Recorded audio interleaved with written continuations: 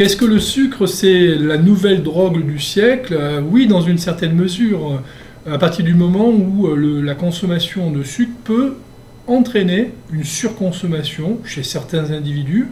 et que cette surconsommation entraîne des problèmes, la plupart du temps d'ordre médicaux, et que face à ces problèmes, les personnes finalement continuent à surconsommer le sucre. Donc là, on est vraiment dans une relation de perte de contrôle au même titre qu'un toxicomane vis-à-vis d'une substance.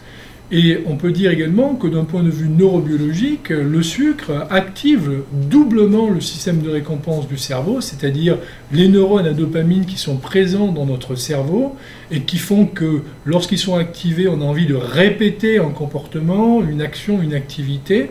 Donc la première activation, c'est lorsque nous avons le goût sucré dans la bouche, et la deuxième activation, c'est lorsque nous avons l'absorption du glucose dans le sang qui, lui, va agir au cerveau comme finalement une drogue pour aller stimuler certains neurones dans l'hypothalamus qui eux-mêmes vont aller activer les neurones à dopamine. Et donc du coup, comme exemple, on va dire, frappant de la possibilité d'une addiction au sucre, c'est une expérience que nous avons réalisée ici à Bordeaux, dans laquelle nous avons proposé à des animaux de laboratoire de choisir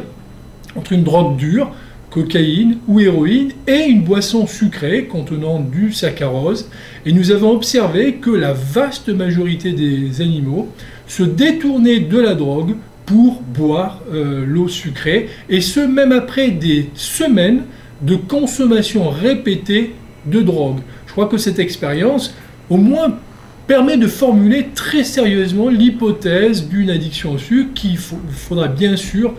mieux valider chez l'homme, puisque, comme on peut l'imaginer, il y a toujours ce problème d'extrapolation des données de laboratoire chez l'animal à la vie réelle chez l'homme.